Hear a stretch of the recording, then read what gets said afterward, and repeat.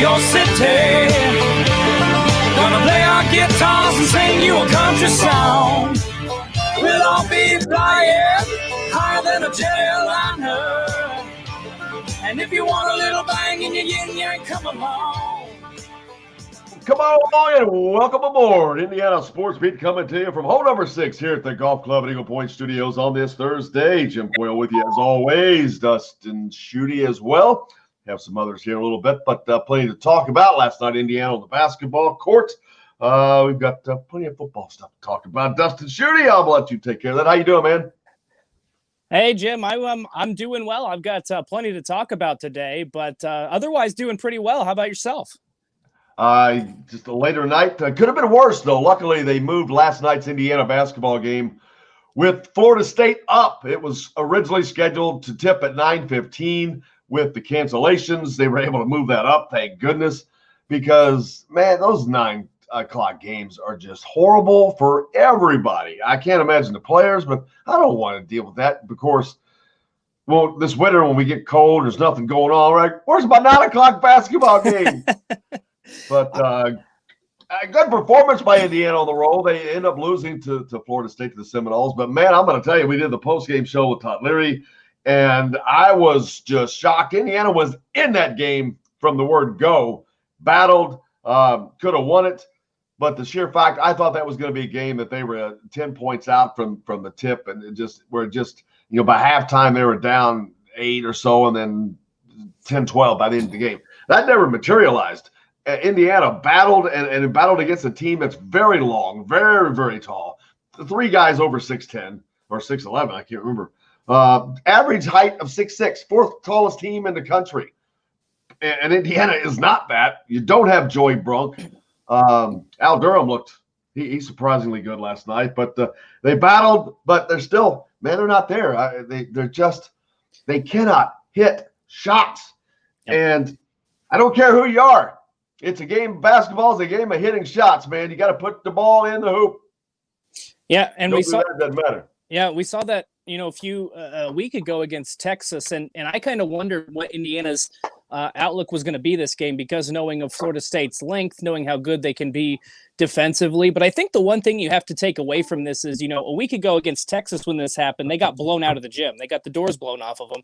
Didn't have really any answer for the Longhorns. This time, even though they didn't shoot the ball particularly well, neither team did, but they found ways to stay in the game. The rebounding battle, even though they came up short on the rebounding end towards the end of that game on the short end, they found ways to that matchup was pretty much even. So I think there was some promise there. Obviously, the result is not what you want to see, but at the same time, this was a team that was not shooting the ball well and found ways to stay in the game. And as you mentioned, from the opening tip, it looked like Florida State was going to run away with this game. They jumped out to the 8-2 lead.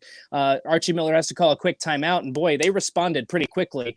And in the past, that's just not what we've seen from this team. So even though it's a loss and you drop to 3-2 on the season, I think that there's some positive things to take away from that game last night if you watch it from start to finish. Absolutely, especially knowing how rugged the Big Ten is going to be. I talked about teams like Illinois and Iowa who are big, but they're not the only teams. There's going to be a lot of size in the Big Ten to deal with. But, man, Trace Jackson Davis he grew up. That Texas game, he got beat up is what happened. Yep. He went out in the alley and they jumped him and he kicked his butt and he got beat up and he went home and his mom and dad said, look, toughen him up, sent him back out and said, you got to go back out and fight those guys. And that's exactly what he did. And he was having fun. He looked like he was having fun, battling. And that's what you have. That's what it has to be. It has to be a challenge to him to get through that. And I think just that one game, it was just such a surprise. He didn't have a lot of help. Didn't have Joey Brunk out there. But, man, he was a different guy yesterday. And you cannot be anything but happy if you're a Hoosier fan, because that's going to be good news going forward. He's just going to get better. He's just got to have some damn help. You got to hit. Yep. You got to shoot. You got to loosen the middle up, man. It's a simple thing. It's not like anybody's figuring this out. That it's easy.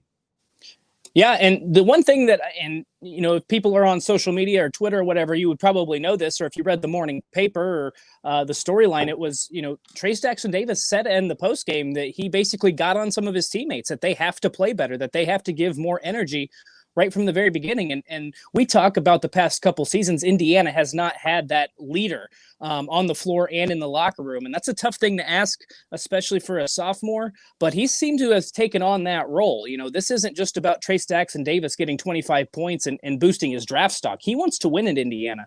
And the fact that he's going into the locker room, challenging those guys, some of those guys who are, have been there quite a while, and saying, we have to play better. We have to win basketball games.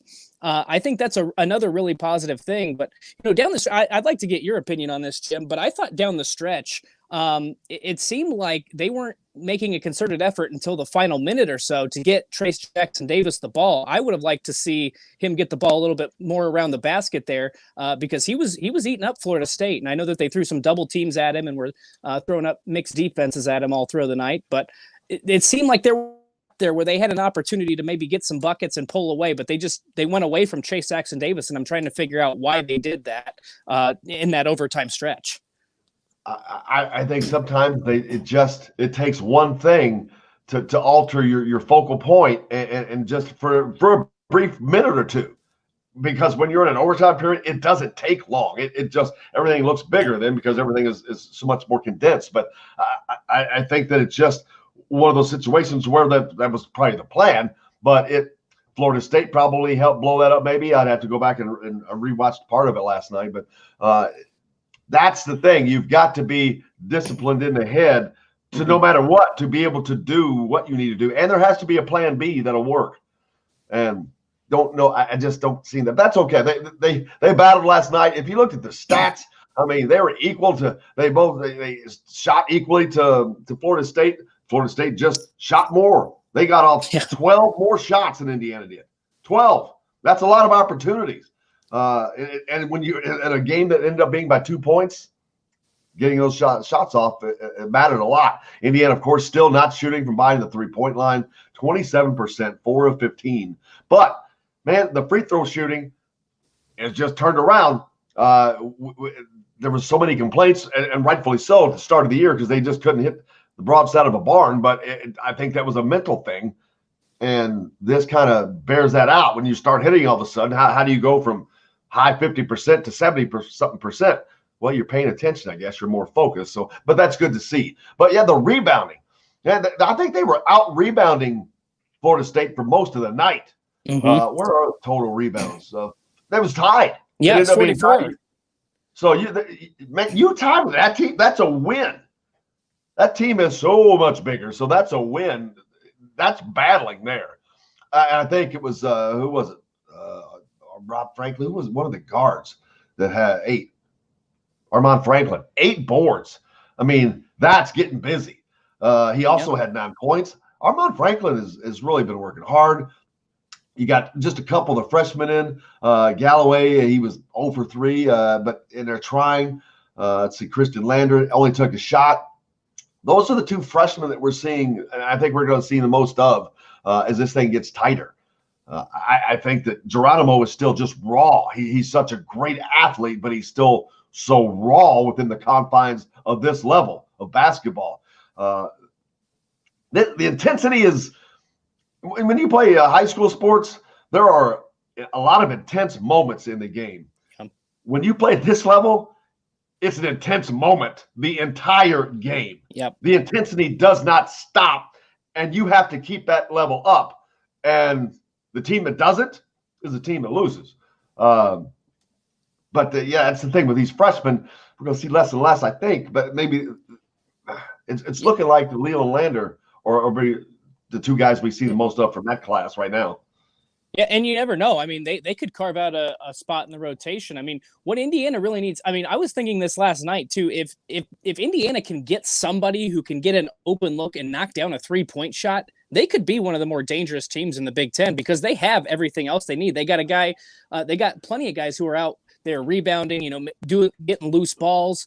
They're doing the little things that they haven't done in the previous 3 seasons, and they've got that interior guy. You look at guys like Kofi Coburn at Illinois, Luka Garza at Iowa. I'm not going to put Trace Jackson Davis is probably the 2nd or 3rd best in the Big Ten in that category, but they just don't. Those other 2 teams, Illinois and Iowa, and some of the other teams in the Big Ten, they have perimeter shooters. They have guys who can knock down those 3-point shots. Iowa's killing it. And their ball movement is so good, and I think Indiana has enough good passers on that team to where they can move the ball. They just don't have that as a threat right now.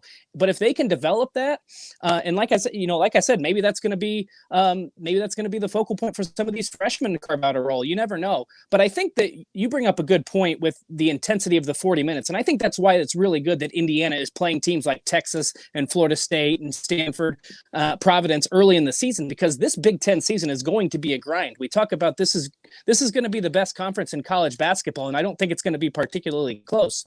I mean, on Tuesday night, the Big Ten defeated the ACC 6-1 in those first night of games. So you have to be ready. And even though, like I said, these games aren't coming out, you lose to Texas in a blowout, you drop a heartbreaker to Florida State, but you're getting that experience and you know what it's going to be like, because what you just went through last night, that's going to be the entirety of the Big Ten season, no matter who you're playing, whether it's Illinois, Iowa, or whether it's Northwestern or Nebraska. It's going to be a grind all season. So they're getting good non-conference experience right now. Absolutely. And hopefully we can, it's going to be interesting to see getting through these holidays. There was a big spike in COVID numbers right after Thanksgiving in the state of Indiana. As a matter of fact, Indiana is leading in the country at 1,000 per million, I think, right after the holidays, which Indiana's not big enough they should not be doing that. There's only 4 million people in the state, but let's hope that things continue and we can get things back down and high school sports can continue. I hate seeing those kids not get to participate and do that. There's nothing more horrible, especially if you're a senior. For any of them, I don't care about the freshman. I wouldn't want to miss a minute, but senior, I mean, what else do you have to say? Being the senior kids. So, man, everybody needs to continue to do everything we need to do to keep this. We're not there yet, man. Wait till we get the vaccine, then you can go all willy-nilly, but let's get there first. Yeah, we got to definitely get there. And I think basically what we've seen, we saw a few cancellations already with the basketball season. But the one thing I will say that seems to be a little bit more promising on the basketball front is there's a little bit more flexibility with the schedule. So teams who cancel are going to be able to potentially reschedule games. You saw Wisconsin had their game against Louisville canceled. They were able to schedule Rhode Island. And Michigan, same thing. They were able to schedule Toledo, I think it was, after NC State had to pull out at the last second. So I think that you'll be able to see teams maybe reschedule because, you want to prepare, obviously. You want those 3 to 4 days to prepare for every opponent. But at the same time, basketball, you don't need that week-long preparation like you do in football. To an extent, it's basically you got to go out there and you got to play. So I think that I think we'll see something similar as to what we saw in the football season, where you're going to see cancellations. There's just no way around it. It's 2020. It's going to be 2021 too. But at the same time, like I said, I think that we'll see more postponements. I think you can see games be made up easier, and I think you can see some rescheduling happen throughout this year. So I have a little bit more optimism that we're going to see a lot more basketball games this year just because of the flexibility of the schedule. But man, yeah, if we can get this nipped in the bud and we can, get on the back end of this and have no hiccups in December and January, that would be ideal. 4-star quarterback Taven Jackson, brother of Trace Jackson Davis that we just spoke of. He's getting offers from all over now. At quarterback from Center Grove, just recently off of a state champion. Man, I watched that game. That team is machine-like, and he's a junior. They've got that was not. I'm like, who in the world is going to beat that team? It was funny to watch him, but he said a lot of teams have reached out and have a lot of interest. Jackson said he told Rivals. He just got off the phone with Michigan the other day. Got off the phone with Wisconsin and then Missouri. So his interest he's just a junior. He just finished his junior year. That interest is going to continue to go up. When you win a 6A title in any state, you're going to get interest, and he is just going to continue. Plus, Indiana's quarterback room, what's it going to be like? I've got to sit down and look what's it going to be like then. Michael Penix, Jack Tuttle, Donovan McCulley coming in. You've already got Dexter in there now. That's a lot of names. Of course, we're talking 2 years from now of him actually being on campus. So right. One of those names definitely would take care of itself, at least. Yeah, I mean, I think Indiana has a great shot, not just because obviously Trace Jackson Davis is at IU, but because of the season Indiana has had and the culture that Tom Allen's built. I think he has a great opportunity to commit to Indiana. But the big question is, Tom Allen can't stop his recruiting. He cannot stop recruiting good quarterbacks just because he thinks he might land, somebody else. So he has to. It's going to be interesting because that is going to be a crowded quarterback room here over the next few years. We might start calling Indiana quarterback U, who knows? But at the same time, he's got to make a decision. And if he thinks he can play immediately somewhere else, that might be his where his calling is. So it's going to be interesting to see. It's always fun to follow these recruits because where you think they're favored to go, sometimes they flip at the last second. And again, kids are wanting to get on the field earlier now, so he may bypass Indiana, even though, like I said, like you said, he's got a lot of ties there. Well, and it's not just Michigan, Wisconsin, and Missouri. That was just the start of that list. Yeah. LSU, Georgia, Ohio State, Notre Dame, Clemson, Washington State, and Oregon, also schools that have contacted Jackson recently. His current timeline for a decision gives those schools time to develop a relationship with the Indiana quarterback. Like I said, he's just a junior, so that interest is only going to continue to go up. But this is going to be interesting to see. That's what I'm talking about this with Indiana's recruiting. Oh, wow, we're way late. Got to get off here. But we'll talk about that when we come back. Is this going to – Indiana's got to get to the point to where when you got a guy like this and he's the top recruit in your state and LSU and Michigan, all these guys are coming, you got to get to where you get him. That I want to see when Indiana gets to that point, then they're up there. They're not there yet. They've never had a 5-star yet. We'll talk about that. Also, the Bucket game canceled. We got that to talk about. Plenty. The Big Ten football. We got lots to talk about here. We'll be back. You're listening to Indiana Sports Beat, coming to you from the Golf Club at Eagle Point Studios. Back with more right after this. Boyle from Indiana Sports Beat. When I'm not covering the Hoosiers, you can find me at Bubba's 33 in Clarksville, located on the northeast corner of I-65 at Veterans Parkway. Bubba's 33 has hand-tossed pizzas, bold burgers, and ice-cold beer from a select list of local craft brewers. An incredible food selection, all made fresh daily. Whether you're meeting the team for that post-win meal in the family dining area or meeting friends for happy hour to watch the game on one of Bubba's 50 TVs. Bubba's 33 in Clarksville. Pizza, burgers, beer. We all want a winning smile for those championship photos, and that's exactly what you will get at Reynolds Family Dentistry in Sellersburg. Reynolds Family Dentistry has been serving the dental needs of Hoosier families for over 30 years. Let Doctors Roger and Jay Reynolds take care of your family. Just off of I-65 at 809 South Indiana Avenue in Sellersburg. Call 812-246-3368. That's Reynolds Family Dentistry, 812-246-3368. Hey, this is Jim Coyle with Indiana Sports Beat Radio. We're now a part of the Rivals Network. TheHoosier.com is where you'll find complete coverage of the Indiana Hoosiers, as well as coverage of the Big Ten. Simply go to TheHoosier.com and sign up. It's free. You can also catch Indiana Sports Beat Radio there each day at your convenience, or you can find it any place you podcast or on this station each weekday. If we're not on the station where you live, we should be. Ask for Indiana Sports Beat Radio. Now that warm weather has arrived, it's time to hit the links, and there's no better place than the Golf Club at Eagle Point in Bloomington. Voted best golf course by the readers of the Bloomington Herald-Times, the Golf Club at Eagle Point is under new ownership, has new fairways and bunkers, and it's open to the public. When the round's over, there's cold beer and a full menu at the Eagle Point Pub and Bistro. Call 812-824-1100 to make a tee time. 812-824-1100. The Golf Club at Eagle Point in Bloomington.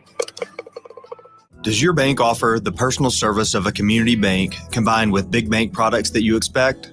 I'm Dane Chandler, Banking Center Manager with Banterra, and with our bank, you get the best of both worlds. Our easy-to-use mobile app includes conveniences like mobile check deposit.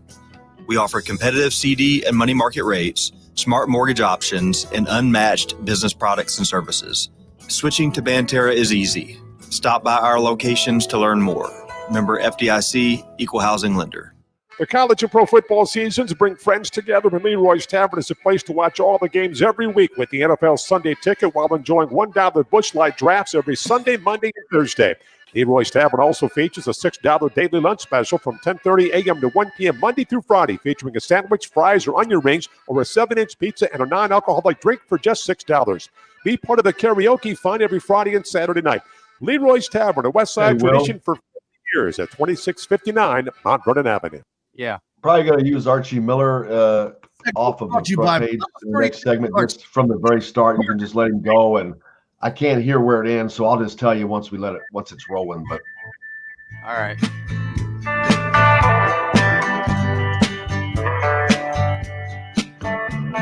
Welcome back, Indiana Sports Beat. I like that cool little riff there. What is that, Noah? Will? That's called Texas Sun. Who is that?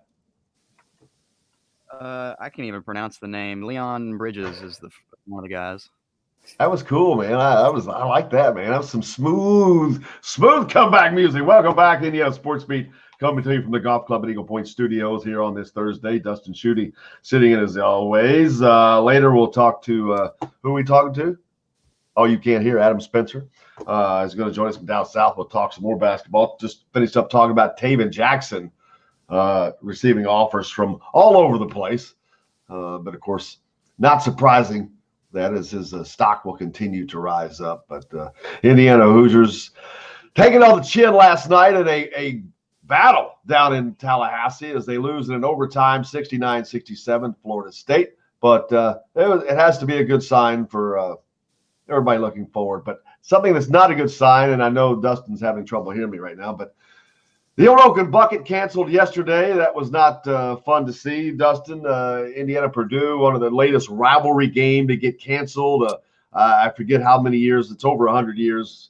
But it's like now, and Paul Bunyan, the Paul Bunyan Axe with Wisconsin. Now, something that somebody said last night, I was watching the Big Show on the BTN, and I think it was Dave Repson who kind of just threw this out there, and I'd never thought about it. It makes sense. Next week for the crossover game, instead of doing this crossover, trying to get back some of these lost games like Indiana-Purdue, Wisconsin-Minnesota. And I'm like, Indiana needs to play and beat Iowa, I think. But maybe not. They're sitting in that 12th spot. The reason that 12th spot is so important is because New Year's 6 bowl games. Yeah. Do the math. New Year's 6. There are 6 New Year's bowl games. How many teams? 12. So you want to be in the top 12. Indiana's precariously sitting in that 12th spot, which is a bunch of crap. We're going to talk about that.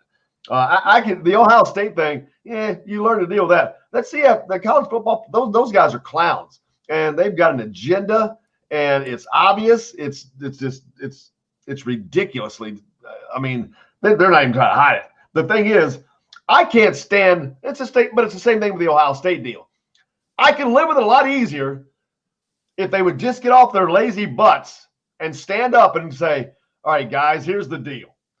We're doing what we think is best for the Big Ten Conference. We need to get our share of the money grab out of that, and so we got to set up Ohio State the best so we can do the best for the conference." I can probably work with that, and you deal with it. But no, they want to stand up there and pee down your back and tell you it's raining, and you want to, and they want you to just swallow that whole. And no, I'm not going to do that because I know better.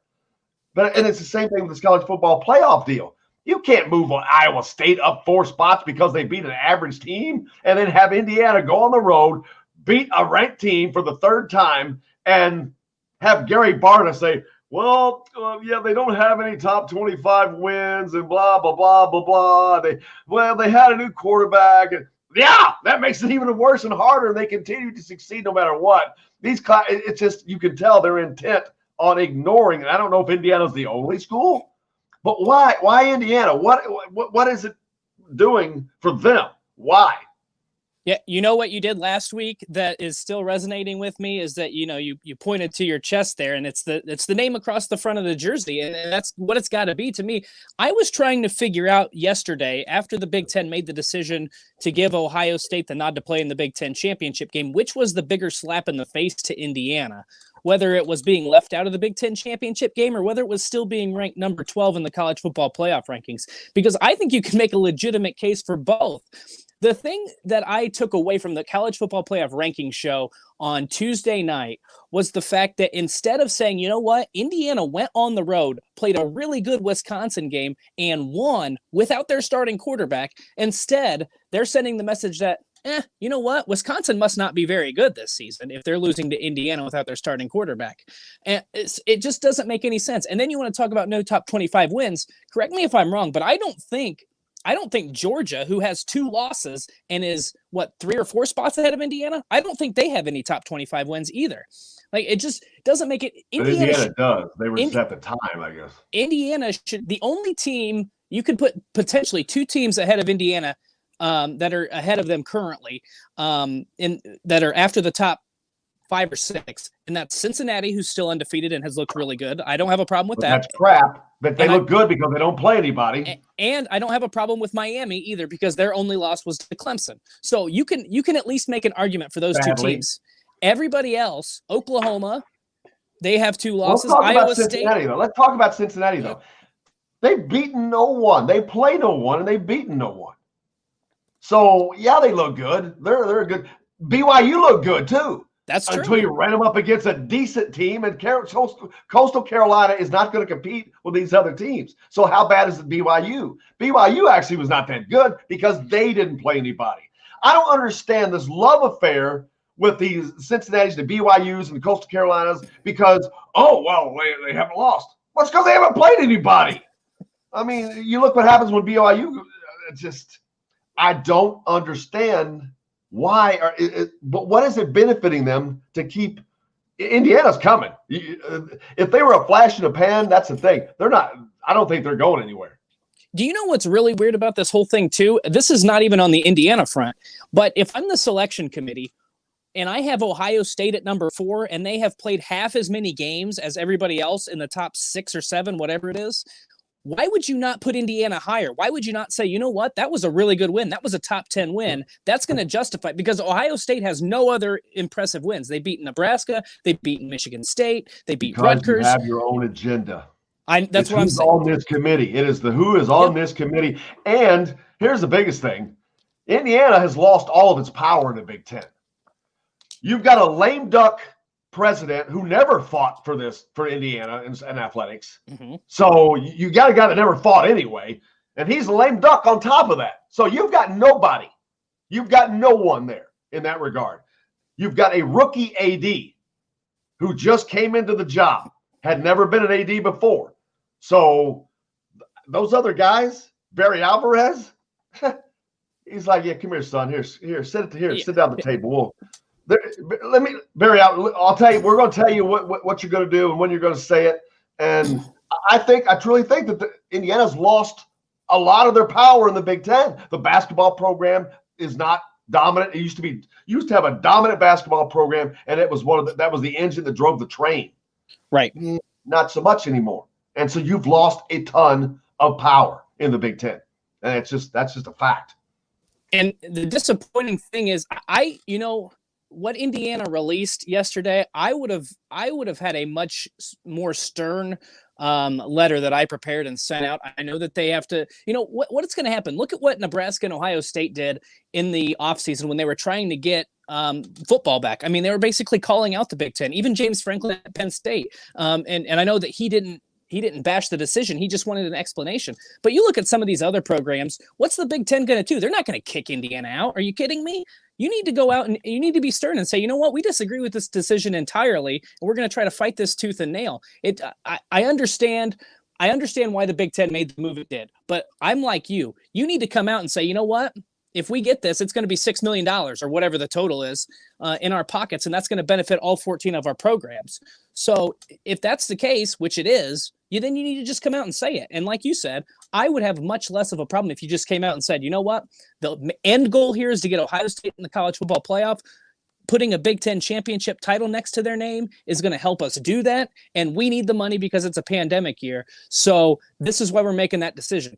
Like I said, from the beginning, I understand why the Big Ten is making this decision, but I have a problem with the fact that you do it a week and a half before you're scheduled to do this. Why did you not talk about it in week 2 or 3 when Wisconsin had to cancel 2 or 3 games? It doesn't make any sense to me why you do it right now. And, you can talk about Ohio State playing it on proving it on the field. Yeah, they won the head-to-head against Indiana. But number one, Indiana would have been in a better spot to cancel that game and say, you know what? We'll take our chances. We think we can play more games than Ohio State this season. They would have been in the Big Ten championship game. They probably would have amended the rules there and eliminated divisions at that point so they could have an Indiana-Ohio State matchup. But at least you would have been in the Big Ten championship game. It's just been a complete and utter lack of leadership. And Pat McAfee summed it up best yesterday, calling it a cluster bleep of embarrassment. And I can't think of a better 3-word phrase to sum up this entire Big Ten football season. And at the head of that cluster is Kevin Warren. Yep. Where is Kevin Warren? Has he even stuck his head out of his little hole yet? I'm pretty sure Barry Alvarez is running the conference. Well, there's no doubt about that. I mean, I've already said that. The commissioner of the Big Ten is Barry Alvarez. Kevin Warren is a figurehead. It's like he sticks his. It's like he's like on that old game on the. What was it? I don't watch those stupid game shows. Price is Right. Whack-a-mole or whatever. They stick their head up. Yep. Has he stuck his head up out of his little hole yet? I still haven't seen him. How in the world do you have this kind of thing going on in what was the most powerful conference in a college conference in athletics? And this guy's where is he? And do you think that Greg Sankey in the SEC would have allowed one of his ADs to speak for him, or Bob Bowlesby? You think Jim Delaney would allow an AD to speak for him? Yeah, exactly. Jim Delaney would have said, nope, back off. I got this. You need to be out in front of this stuff. He needed to be out in front of it back in the summer when they were doing all this stuff and he was dead silent. And he needed to be out in front of it after midway through the season and say, you know what? We may not hit this 6-game requirement. It's a stupid requirement, which it was in the first place anyway. But we might amend these rules. Don't wait until the very last second. The fact is, and this was a great summary of this, it's not the fact that you changed the rules for Ohio State. It's that you changed the rules only for Ohio State. Because you go back to week 2, they did not allow Nebraska to schedule a game against UT Chattanooga that had no impact on anybody else in the Big Ten. It had no impact on the Big Ten whatsoever. It would have allowed Nebraska to play another game. It doesn't have any impact on the rankings or the standings or anything like that. And so that's what the really frustrating part is for me. I can live ultimately with the decision of letting Ohio State in, but you're only changing the rules for them. And I think that's wrong. It is. And that's a precedent now that you've set. Not only that, I posted something yesterday. How in the world are you going to ask student athletes, follow the rules, make sure you follow the rules as long as what happens if the rules doesn't suit my needs? Right. Can I change the rule? You did. Yeah, that's a great point. That's an excellent point and especially it's not like Indiana is 5-1 and Ohio State's 5-0 where it's one game. Indiana essentially is going to make it through this whole season. Now, obviously the old Oaken Bucket game is canceled, but they're going to essentially make it through this whole season.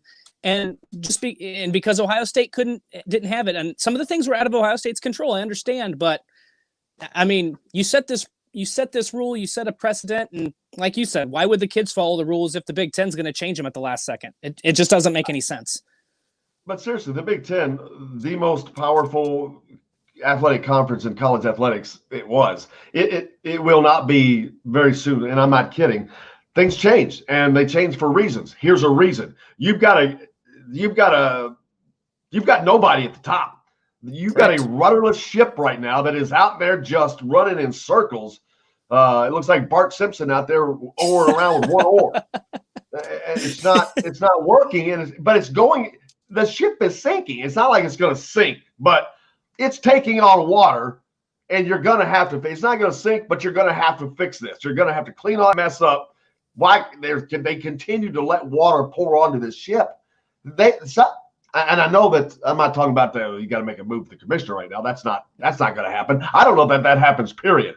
The Big Ten would not. I think that would make them look even worse. But I don't know. That's not true. I think not having a leader looks worse. But they're not going to do anything. That's the problem. Right. They haven't done anything, and nobody's complaining.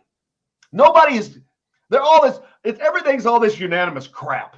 Well, we unanimously voted. No, you didn't. You want to tell me that was a 14-0 vote or whatever? I want to know what the damn vote was. Did Indiana vote that was okay? I'd like to know that. Did Scott Dolson say that was okay? Right. I want to know what was the vote. I don't want to hear this unanimous crap. That's another thing. They're so untransparent, and he's so unbelievable. He looks like as soon as it's like there's a reason you don't see him speak, I guess, because he doesn't look believable. Yeah, well, you go back to who believes him? Well, you go back to when they canceled the season in his interview with the Big Ten Network. It was terrible. They had no concise plan. They had no details. They had no, I don't want to say they had no science, but they had faulty science at best to cancel the season based on what was coming out of the University of Michigan. Their lead virologist or cardiologist, I can't remember what it was, but I mean, it's. Hey, we're late to hit the break again. We got to hit a break. Got to get our producer to remind us on that stuff there. Hey, you got a lot more coming up here on Indiana Sports Beat. We'll be talking to who we talked to. Adam Spencer is going to join us later from Saturday Down South, and so looking forward to that. But we'll be back with more coming to you from the Golf Club Eagle Point Studios right after this. I'm not keep us on track there, William. At Bubba's 33 in Clarksville, let you all go located on the northeast corner of I-65 at Veterans Parkway.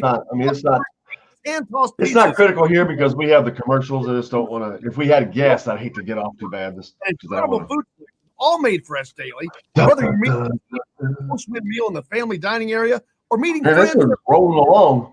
One of Bubba's 50 TV. Bubba's rolling along. Well, when you got stuff to talk about, it's easy. It's fun.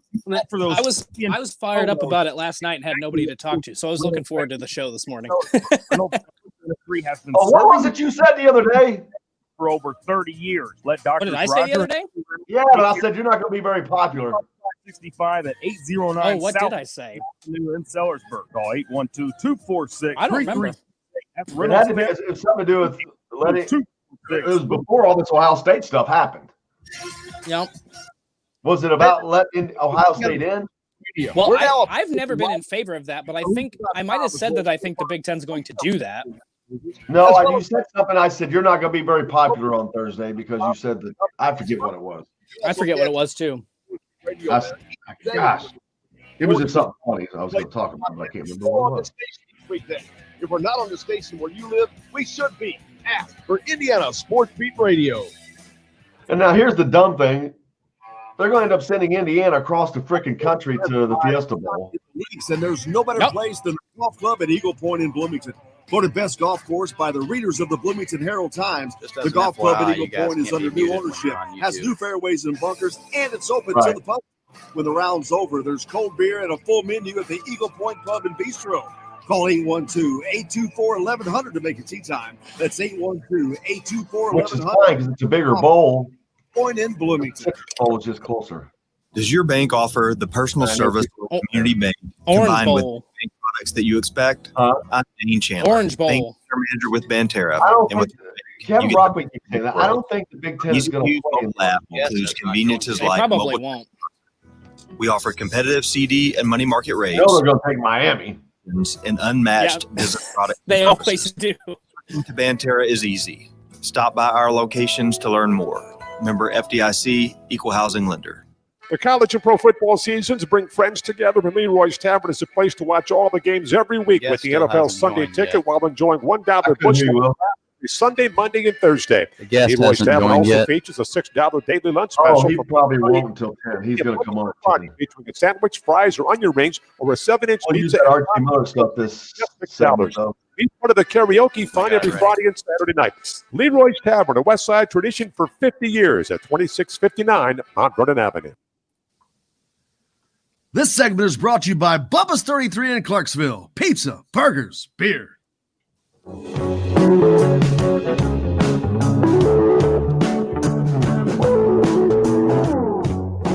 Welcome back, Indiana Sports Beat, coming to you from the Golf Club Eagle Point Studios on this Thursday. Dustin Schutte with me, Jim Coyle here, and talking about some Indiana football, basketball, Big Ten. Going at it. Kevin Warren. Where's Kevin Warren? Nobody knows. We need like a Where's Waldo book, but just dedicated. Well, there's 14 pages, one for each commercial Big Ten team. way back in the day. Mitch McConnell was running for when he was first running for office. I think the guy he beat, that was his thing. Where's such and such? And he had a commercial of these hound dogs out searching for where's whatever. But yeah, it's the Big Ten mess. It's how they handle it. Mm-hmm. The Big Ten, Ohio State is the best team in the Big Ten from what it appears. Indiana is right there Could have beat them, didn't. But this is how it's been from the minute everything that Kevin Warren has screwed up. It's been how he's handled it, and which has been horribly. How do you continue to make mistake or just handle things, be so bad at your job? How much does this guy get paid? Well, and why is that acceptable? He has made them look like the laughing stock of college athletics. They have taken the proudest, most bonus conference there is, like I've said, and they're turning it into a joke. Yeah, somebody said to me the other day, the old division names used to be leaders and legends, and it's really kind of changed into losers and laughing stocks over this past year. I thought that was pretty good. But the thing that sticks out to me, and I thought this was hilarious, because when Kevin Warren issued a statement, I think he was at some symposium or something the other day, and issued a statement on this whole situation when Ohio State Michigan was canceled.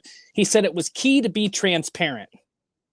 And I laughed at that because throughout his brief tenure as the Big Ten commissioner, he's not been transparent. And obviously this is the most difficult year anybody could imagine, and it doesn't help that he's a first-year commissioner. So you have to cut him some slack. The problem is that you can at the very least, I think a lot of this, 50% of these issues could be wiped away if you were just open, if you were honest, if you were transparent, if you had explanations. Have the ability to do any of that. And not only for football season, but you had similar complaints when basketball was rolling around, when they were trying to get schedules figured out, and they said, we have no idea what's going on. It's like, how could you not learn in that 3 or 4 months between the football season and between the basketball season? At least you need to talk with these people. You need to be in touch with the presidents, the ADs, the coaches. These people are on the ground. You can't just sit atop in Chicago or wherever he is. I don't even know if he's in Chicago. Like you said, who knows? We need a book of 15 pages, all 14 college towns in the city of Chicago. Maybe we can find him. But he needs to have explanations. He needs to have answers. He should have a press conference, in my opinion, on Big Ten, not press conference, but an interview on Big Ten Network every week. I mean, it's just been such an utter lack of leadership. And like I said, we can't blame everything on him because the presidents and chancellors do have a role in this. The pandemic does have a role in this. But again, I sound like a broken record, but you have to be transparent. You have to provide explanations. You have to keep people in the loop. And he's just apparently done none of that from the very beginning. And another thing I have an issue with, whenever there's a conference deal, why are the presidents voting? The presidents needed to stay out of it. You have an athletic director who is your COO of that business. That is what they do, running that business. They and they alone should be the people involved in anything to do with Big Ten athletics. Now, of course, you have to get permission from the bosses, like anything else. But I don't want them voting. They don't know a damn thing about any of it. I mean, do you really want Michael McRobbie voting on anything to do with athletics in the Big Ten? No, nobody does. Right. No, and he shouldn't be, because he don't know the first damn thing about it and doesn't care is the worst thing. And that's a problem. You don't know who does and who doesn't care. You know every athletic director cares. That's what they do. They care. That's their job to care.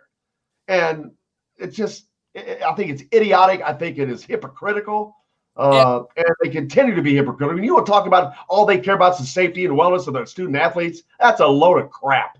That is the biggest load of crap I've ever heard, and it's never been more evident than it is right now.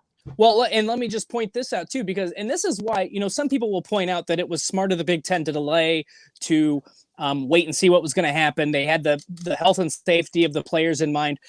At the same time, what have we known since basically last May? What have the experts been telling us since May? There's going to be a spike of COVID in the winter months. It's flu season, it's cold season, and we're going to have a spike. People are going to be indoors. It's going to be cold. This thing's going to flourish in the cold weather and with people indoors and that sort of thing. And so you can't tell me that you have a plan for the health and safety of the student athletes when you're going to have them play sports in the time when it's going to be most contagious or you're going to have a second surge.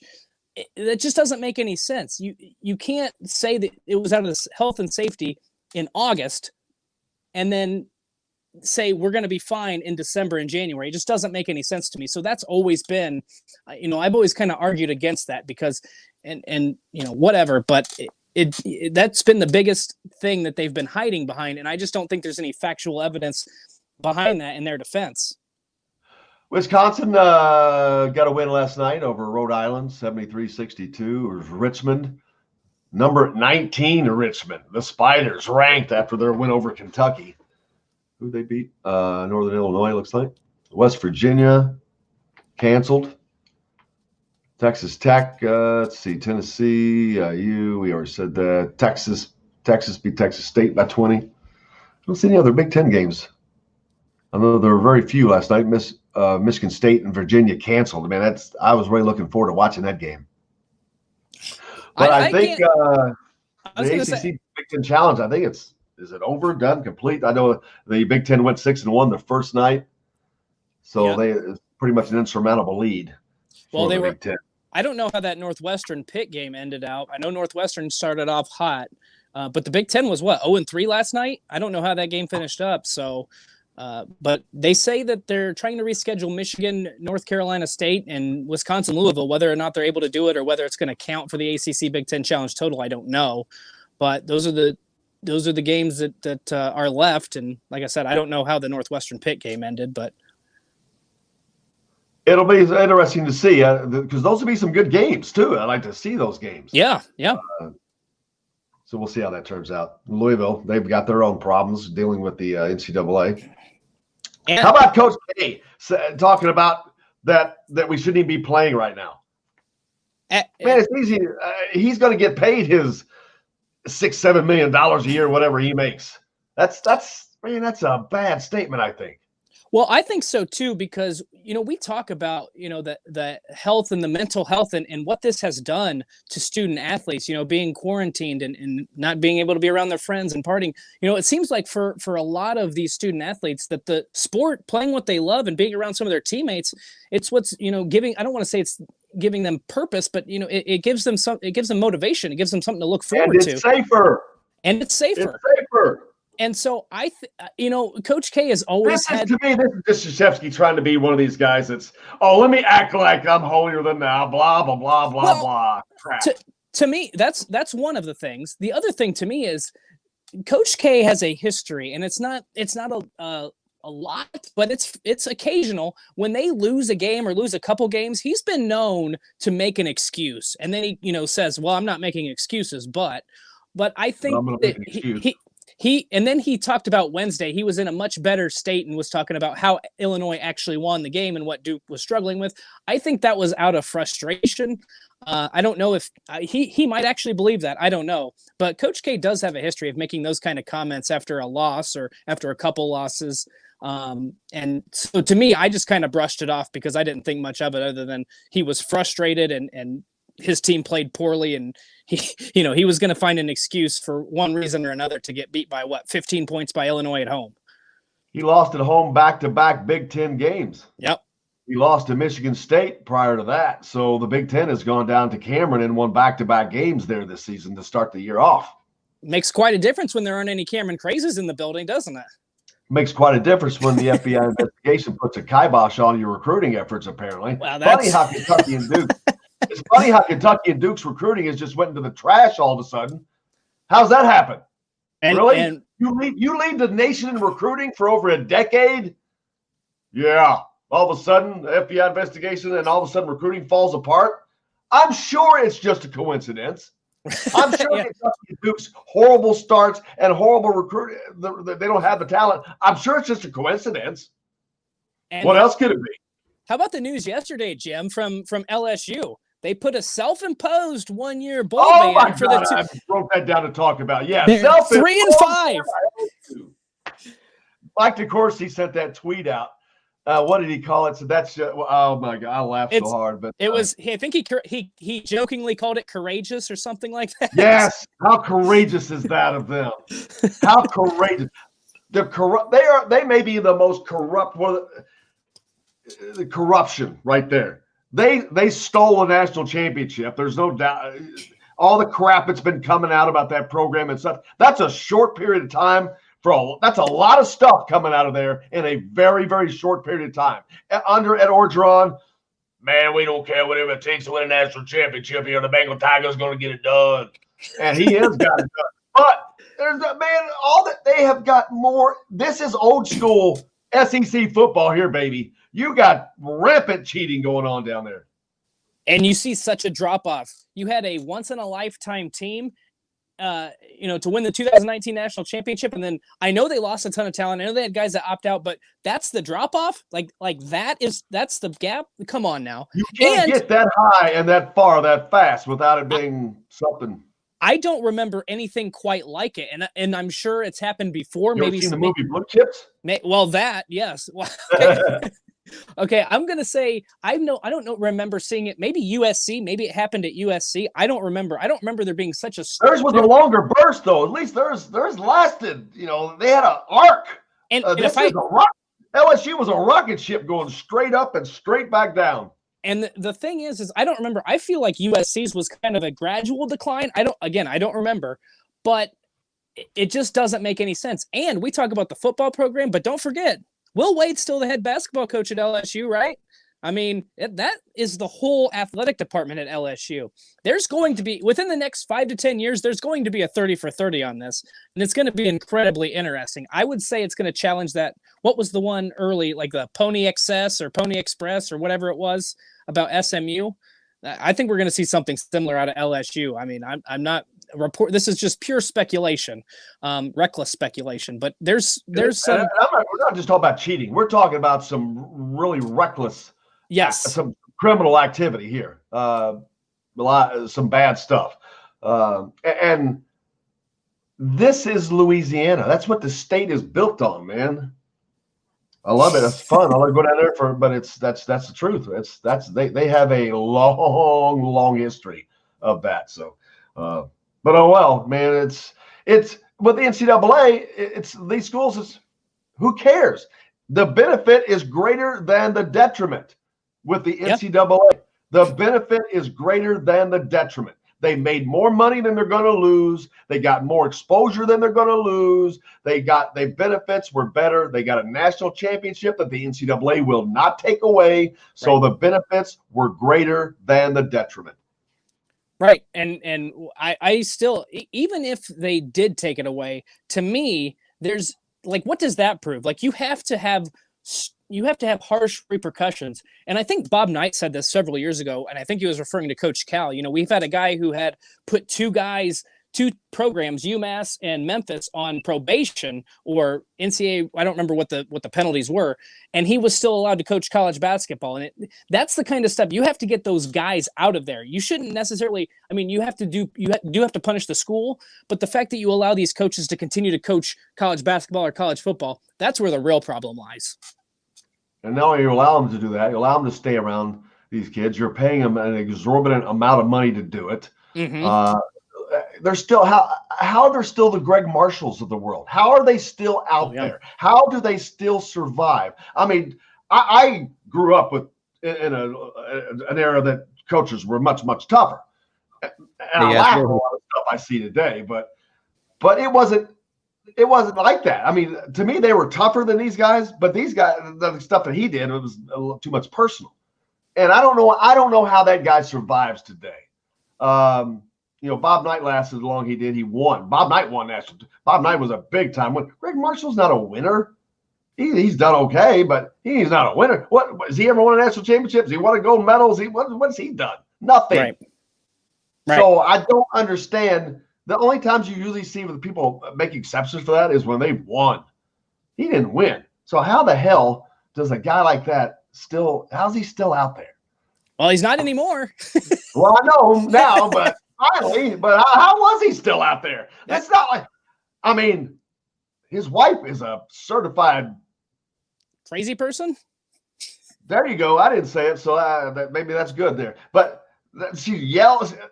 She was the lady that yelled at the games, and you could hear her on the television. It's just why as a school? Why do you want? I don't know why you would want that as a school. He's never been a good look to me, and they've never changed it. Yeah, it's crazy, and we'll see where Wichita State goes. But I would be surprised if Greg Marshall gets another job at the NCAA level. But then again, we see this all the time, so he could be back in 2 or 3 years. Who knows? I don't think so. Cheating is one thing. Cheating they'll forgive you for. Kelvin Sampson. That's true. Especially when the stuff you get accused of cheating of, they change the damn rule the next year. Seriously, I mean that is true. So that's a lot different than physical abuse and verbal abuse and all that stuff. I don't see him back in the college game. I agree with you. We got a lot more to talk about coming up. Your boy's gonna join us. Coming up next, Adam Spencer from the Saturday Tradition down south. We'll talk some more basketball, talk a little football. You're listening to Indiana Sports Beat. We're coming to you from the Golf Club at Eagle Point Studios. We'll back with more right after this. Hello, everybody. Jim Coyle from Indiana Sports Beat. When I'm not covering the Hoosiers, you can find me at Bubba's 33 Forgot the in Archie Clarksville, clip again. located on the northeast corner of We get talking, and there's never a law, and I forget. Once we get past the beginning, if I get past the beginning, I forget. Once we get rolling. Whether you're meeting the team to stop in the family dining area or meeting friends for happy hour to watch the game on one of Bubba's 50 TVs. Bubba's 33 in Clarksville. Pizza, burgers, beer. We all want a winning smile for those championship photos, and that's exactly what you will get at Reynolds Family Dentistry in Sellersburg. Reynolds Family Dentistry has been serving the dental needs of Hoosier families for over 30 years. Let Doctors Roger and Jay Reynolds take care of Who's on this committee that is just hell-bent on getting Iowa State as high as they can get them? Call 812-246. Doesn't make any sense to me. I think there's two Pac-12 or Big 12 guys on that committee. They must be working their ass off. Hey, this is Jim. The funny thing is Louisiana beat Iowa State head to head. Louisiana not Louisiana State University either. No, Louisiana and they only have one loss. So why are they in number 19 and Iowa State is number 7? They beat them by 17 points. Place this podcast or on this station each weekday. If we're not on the station where you live, we should be for Indiana Sports Beat Radio. Now that warm weather has arrived, it's time to hit the links, and there's no better place than the golf club at Eagle Point in Bloomington. Voted best golf course by the readers of the Bloomington Herald-Times. The golf club at Eagle Point is under new ownership, has new fairways and bunkers, and it's open to the public. When the round's over, there's cold beer and a full menu at the Eagle Point Pub and Bistro. Call 812-824-1100 to make a tee time. That's like 2:03 or so. Club at Eagle Point in Bloomington. The break should be like at 10 o'clock, and then from 10 to 10:03. Community Bank, combined with big bank products that you expect. 3 minutes before I'm Dane 10. Chandler, banking center manager with Banterra, and with our bank, you get the best of both worlds. Our easy-to-use mobile app includes conveniences like mobile check deposit. We offer competitive CD and money market rates, smart mortgage options, and unmatched business products and services. Switching to Banterra is easy. Stop by our locations to learn more. Member FDIC, Equal Housing Lender. The college and pro football seasons bring friends together, and Leroy's Tavern is a place to watch all the games every week with the NFL Sunday Ticket while enjoying $1 Busch Light drafts every Sunday, Monday, and Thursday. Leroy's Tavern also features a $6 daily lunch special from 10:30 a.m. to 1 p.m. Monday through Friday, featuring a sandwich, fries, or onion rings, or a 7-inch pizza and a non-alcoholic drink for just $6. Pitt beat Northwestern by 1 last night. Are you serious? Tavern, a West Side tradition for 50 years. ACC swept the Big Ten last night. Today is brought to you by Reynolds Family Dentistry of Sellersburg. You need a smile for those championship photos, and that's exactly what you'll get. Hey, Adam. Hey, guys. How you doing, man? Good. How are you? Cannot complain.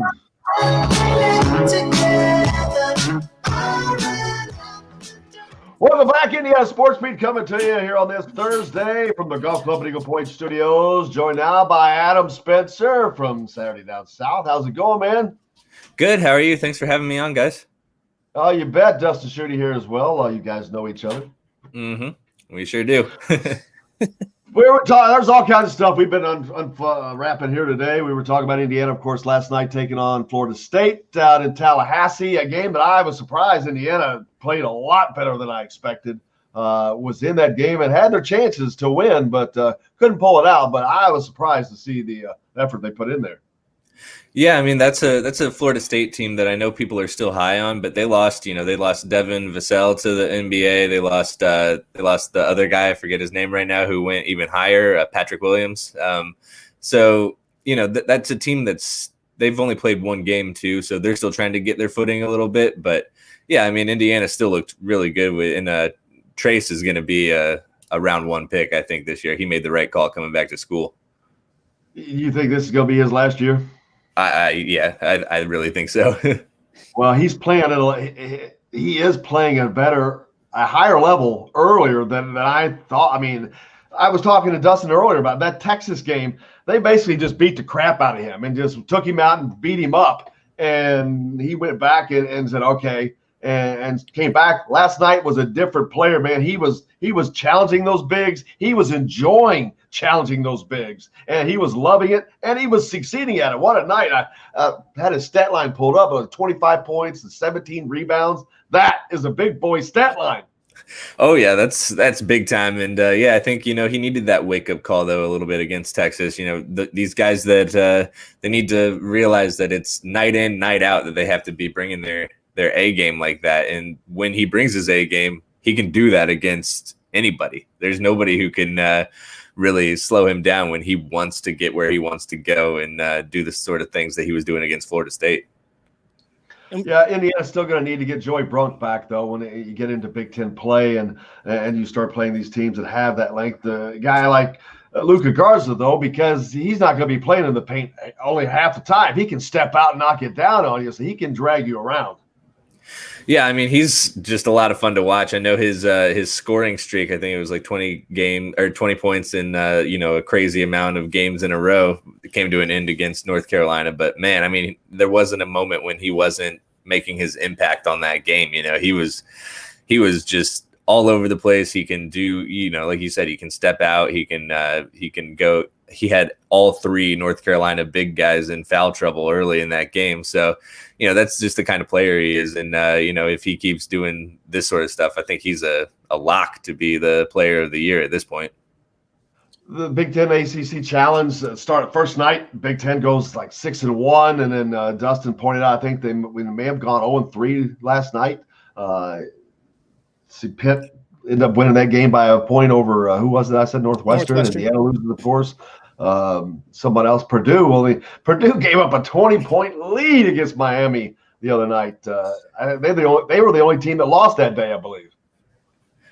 Yeah, I mean that was a disappointing effort for Matt Painter's crew. That would have been a real statement to give 7-0 against the ACC in a night. And but I mean that was the first game, so it was like, oh man, what are we in for Big Ten wise here in this challenge? But then things turned around, and now it's like, come on, Purdue, what are you doing? Like that's a game you got to win there. But that I think that they're still going to be fine. I mean, that's a team that's got some size, and I mean they're going to miss Matt Harms a little bit, but BYU just lost to Boise State last night too, so everybody's having some struggles, I guess, this early in the season.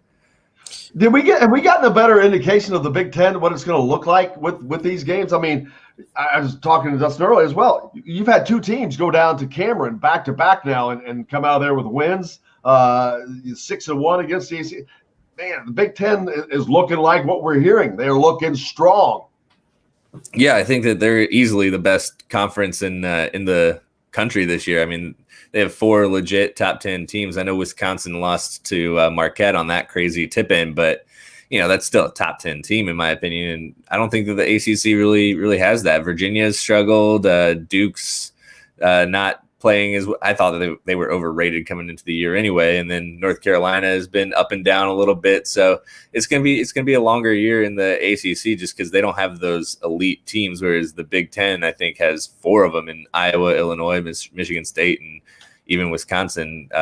Moving forward, they're going to continue to be tough with their seniors. You talk about sorry, Jim, but you talk about the ACC not having kind of those elite teams that they've had in the past, maybe this season, or the depth that the Big Ten does. But one team that kind of has stood out to me early is Clemson. They beat Purdue in a neutral court game, and then they just pounded Maryland last night. Is that more of a credit to Clemson? Are they the real deal this season? Could they be a sleeper team, or is Maryland and Purdue just down teams right now? I think it's a little bit of both. I think Clemson, they also beat Mississippi State, but that's a team that I have, pretty low in my SEC power rankings. So, Clemson's good. I mean, they've got Newman, who's really leading the way for them, and that's a good team. But Newman. they're they're not that top tier of ACC team, but they're right there in that second tier, and I think that's what you can say about Maryland too. I think even Maryland might be like a third tier Big Ten team behind at that top four that I mentioned, and then you have Michigan and Rutgers maybe in that second tier, and then Maryland's. So yeah, Maryland's down for sure. I mean, when you lose a guy like Jalen Smith, I mean that's a tough guy to replace. So. Yeah, I think that they're going to have some growing pains this year. And I think we saw that against an experienced Clemson team. This is not a time that you want to be in that area of the Big Ten. Man, that sounds like a lot of beatings this season. If you're on the bottom third of the Big Ten, it's going to be it's going to be a long year. Yeah, and I think that's why Wisconsin is up in that top tier, is just because they have that experience returning, and they like literally didn't lose anybody from last year, so they're just but with a team like Maryland, when you have to try to replace a star player, like those are the teams that we've seen that have struggled. Kentucky is 1-3 right now, and that's because in large part they're a bunch of guys who have never played together before, and those are the teams that have been hurt most by this whole COVID thing, is and not being able to practice and develop that chemistry. And that's why like a team like Mizzou in the SEC and the team like Illinois in the Big Ten, when you have these guys returning, like that's when you're in for some surprises, and you're going to get those teams up at the top of the rankings because they know where to look for their teammates. You mentioned the SEC and Kentucky. I was just funny. We were just talking about that. Recruiting kind of off for Kentucky. Recruiting kind of off for Duke. Any coincidence that just happened to follow the FBI investigation and all of a sudden, boom? I mean, I'm laughing, but I don't think that it is. You can't lead the nation in recruiting for over a decade, and all of a sudden that happened, and your recruiting goes dry, and it's, oh yeah, that's just a coincidence. Well, I mean, Kentucky still brought in the number one recruiting class this year. It's just, they didn't have the one like superstar, they don't have the Anthony Davis of the group, the John Wall of the group. But, I think that still, if this was a team that had gotten time to practice together, then we'd be talking about a much different Worldwide team. West back on the phone. Yeah, I mean, the guys that left for the Knicks, yeah, you're right. I mean, and Duke, I mean, they had a total down year recruiting, but the early signs on their 2021 class are like, watch out for that 2021 class at Duke is all I'm saying there. The number one recruiting class, how can you be that bad? I don't understand how you can be that bad because you've got the number one recruiting class year after year after year after year, and you can be that bad. That's. Whew. Yeah, I mean, I'm having fun. See, it's easy to have fun with it. See, I've said 2 years ago, Calipari had 2 years left. He's got one more year left. The one and done era is the end of his career. He can't. Look, this is exactly what happens when he does not have everything you give it to him. When he doesn't have the superstars, well, hell, I can win with superstars. Who can't? Who can't? And so, yeah, it's one more year. You guys got one more year of that, in my opinion. We'll see. Yeah, I think he's going to be there for a long time. I just don't. But, we'll see. I mean, if he doesn't start winning more championships and getting to more Final Fours, then, Oh, he's only won one. Yeah, I know. Those Kentucky fans aren't going to tolerate it for too much longer if he doesn't start getting to the big game. Oh, that's absolutely. And look, what is the SEC going to be like? We've talked about the ACC. We know about the Big Ten. That's SEC's kind of I know zip about them. Yeah, I mean, the SEC right now, they only have the one ranked team, and when that team, it's Tennessee, and when they were ranked, they were 0-0 because they had COVID issues. So, when Kentucky fell out, but they have a couple teams that are right on the edge there. I mean, I think Florida is going to be ranked next week. there's a big bragging rights game coming up for Mizzou and Illinois this weekend. So, if Mizzou somehow wins that, they'll be ranked. And I think they should be ranked even if they keep that game close and lose, just because, that's a heck of an Illinois team, like we said. And, Mizzou's resume speaks for itself at this point. But, and then Arkansas, they're not playing anybody right now, but, they put up 140 something points in their season opener. And like, that's not something that bad teams necessarily do. So there's some talent there. It's just going to take some time to see some of these teams creep up into the top 25, I think. Yeah, it's going to be, we saw from football that it's going to be an interesting year and it brings in the aspect of the fans, not having fans. We see it in football where you got Michigan, Ohio State, those places that have 100,000 people every game. And when you don't have that, it has made a difference. It's going to be the same for teams. Indiana may be one of those teams that feels that, because Assembly Hall, one of the places that is known as being a home court advantage, but it doesn't matter. Mackey is tough to play, of course, up at Michigan State. Those are not going to be there, and it's going to be interesting to see how that changes the dynamic of college basketball as well. Yeah, well, I think we just saw that with Duke, like we were talking about, just having Michigan State and Illinois come in back to back and just and win. That's unheard of under Coach K these past few years, and without the Cameron Crazies in there, I think that was a big. I think that was a big deal that they didn't have any sort of fan support in there, and we saw that the Big Ten teams took advantage of that. They did, man. What's come up next for you, Adam? Not too much. Just diving back into seeing if we can get some more of these SEC teams ranked. Yeah, well, we'll see about that. Big Ten will see if they can. I wonder why there's not a. Well, I guess you already have the ACC Big Ten Challenge, but it'd also be nice if they could do a Big Ten SEC. That I'd like to see that. I would love to maybe see that. Maybe in football one day. That would be something to see. That would be cool. I'd like that. Well, man, I appreciate you joining us, brother. I hope you have a good day and the rest of the week. Yeah, you too. Thanks for having me on, guys. Adam Spencer from Saturday Down South joining us here on Indiana Sports Beat. Appreciate you. Dustin, it's going to be a fun year. We've talked about that in football, and we did see that change. We just mentioned the Duke thing. It's already happening, and that really shows you, to me, you think of all these teams, you think of Michigan football and all that, all through the years. What would they have been like without those 100,000 people? Yeah. When you look at a team like – seriously, no, you look at a team like Indiana, who has been the opposite and had no fans.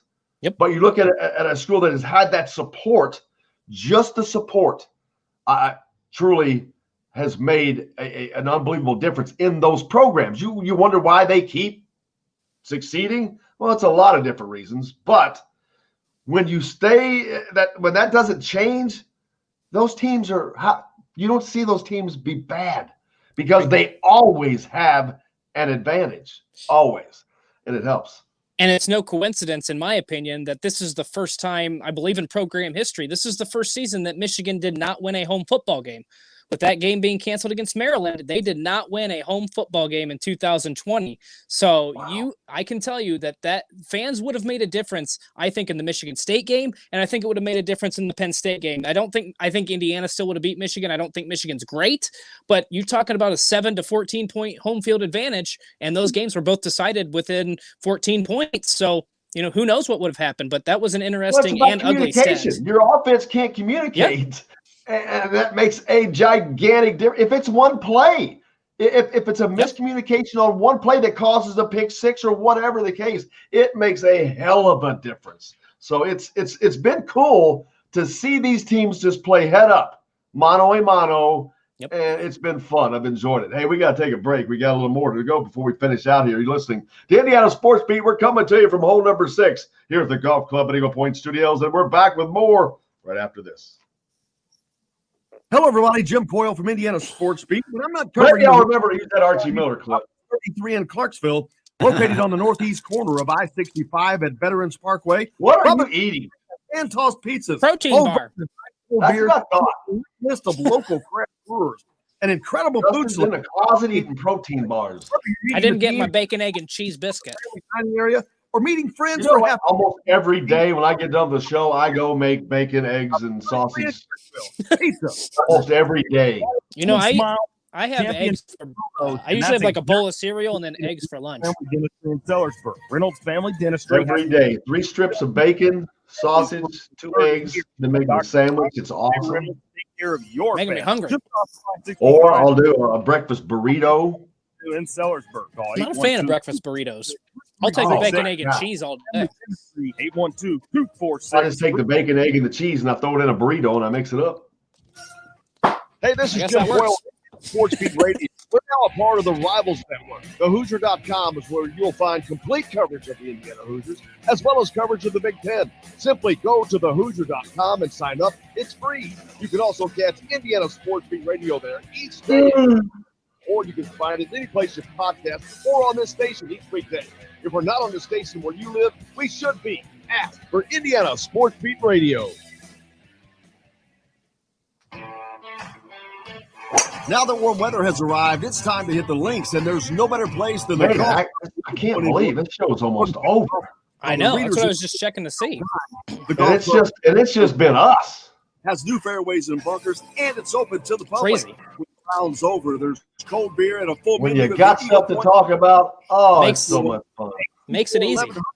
Time. That's 812-828. What do you think it's like The golf for club me in Bloomington. May, June, July? The personal service of a community I'm bank guessing it's combined rough. with products that you expect. You'll find out. Banking Center Manager with Banterra. And with our bank, you get the best of both worlds. Our easy-to-use mobile app includes conveniences like mobile check deposit. We offer competitive CD and money market rates, smart mortgage options, and unmatched business products and services. Switching to Banterra is easy. Stop by our locations to learn more. Member FDIC, Equal Housing Lender. The college and pro football seasons bring friends together, and Leroy's Tavern is a place to watch all the games every week with the NFL Sunday Ticket while enjoying $1 Busch Light drafts every Sunday, Monday, and Thursday. Leroy's Tavern also features a $6 daily lunch special from 10:30 a.m. to 1 p.m. Monday through Friday, featuring a sandwich, fries, or onion rings, or a 7-inch pizza and a non-alcoholic drink for just $6. Be part of the karaoke fun every Friday and Saturday night. Leroy's Tavern, a West Side tradition for 50 years at 2659 Mount Vernon Avenue. This segment is brought to you by Bubba's 33 in Clarksville. Pizza, burgers, beer.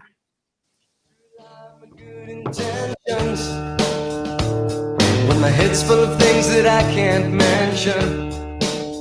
Welcome back. Indiana Sports Beat coming to you from the Golf Club Eagle Point Studios. Will busting out the tunes today, man. Digging on those. Dustin Schutte with me for the Saturday tradition. Was that an ode to the Big Ten? Good intentions, but just fell short, or what was? Football season's almost over. I know. I was thinking about that yesterday when we had the bucket game get canceled. You've had all these canceled, Michigan, Ohio State. I'm like, oh my God, you got to hope that Indiana, Purdue are paused right now. Hope everything comes back okay.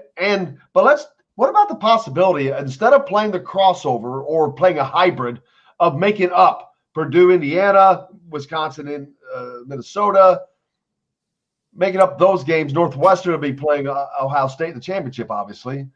Iowa, you got Iowa, and nobody for Iowa to play. That's good. I mean, you've only got 2 good teams in the East, Indiana and Ohio State, and they're taken if you do that. Right. It's either Iowa. Would Indiana be better off? I don't think Indiana really needs to do anything but win right now. I'm going to say. I know that sounds. What would be interesting is to run a poll and to see what Indiana fans who they would rather play. Would they rather play Purdue and get a win, or would you rather test yourself against Iowa and get the chance? I think playing Iowa, I know that it's going to end the 122 games that Indiana and Purdue have played, putting a pause on that, but they have a better chance to get to a New Year's Six Bowl by playing and beating Iowa.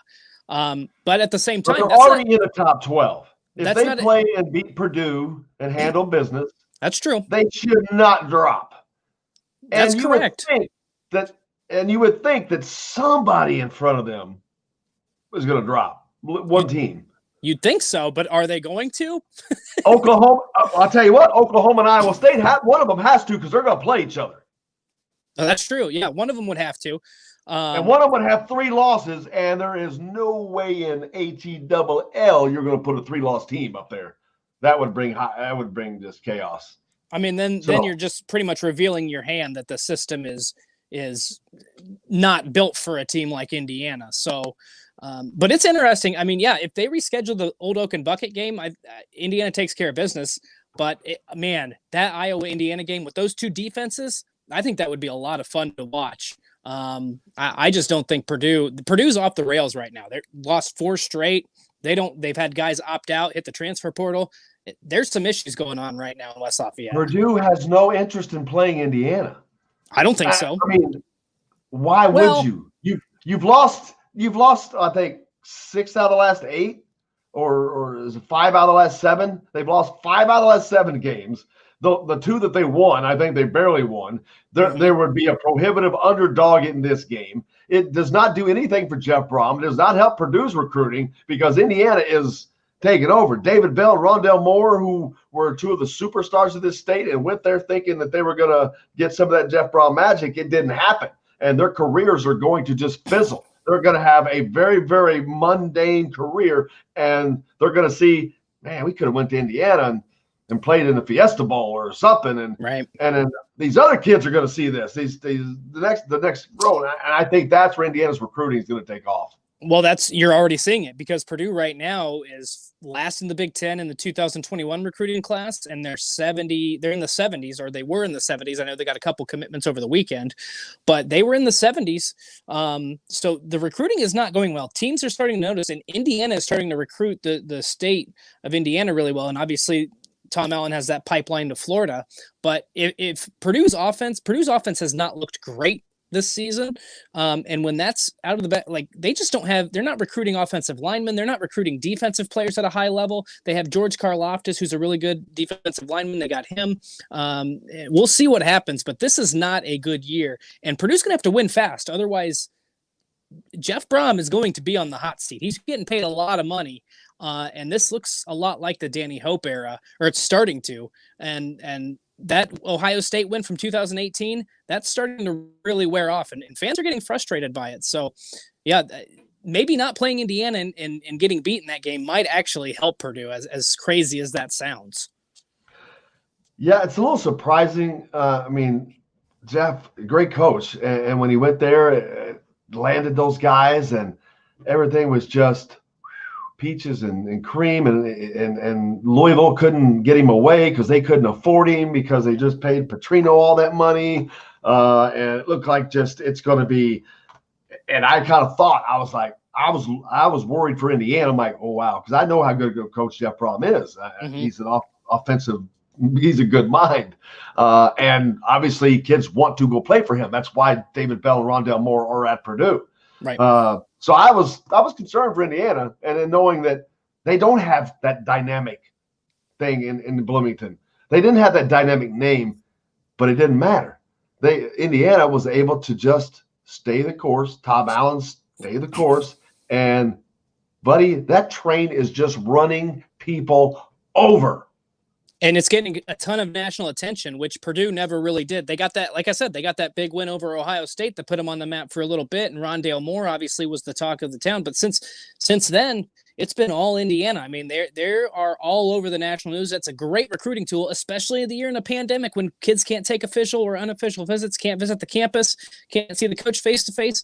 All that exposure is really, really paying off for Indiana right now. And I think you're going to continue to see it on the recruiting trail.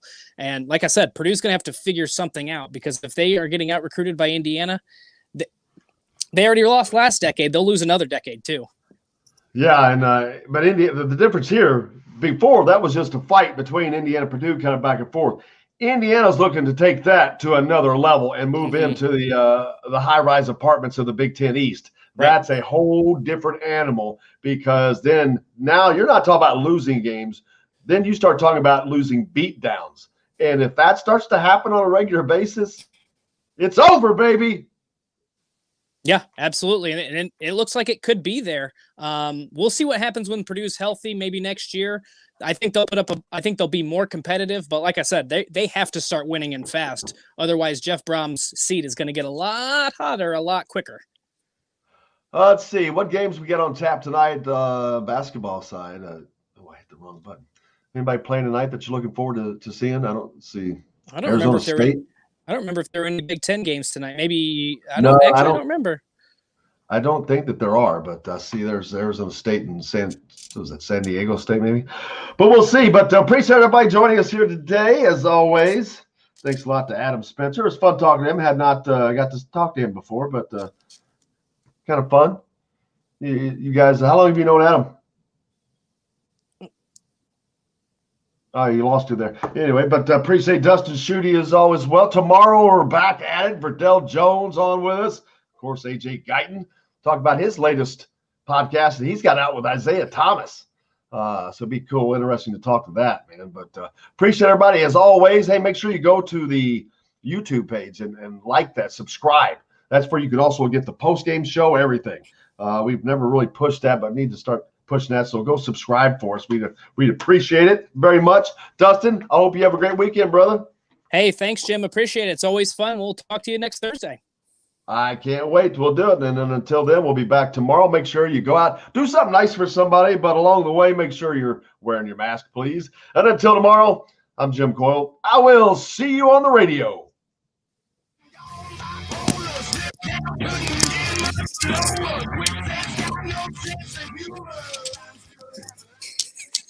I should have brought him in earlier, man. Oh man, you would hear him whimpering all day.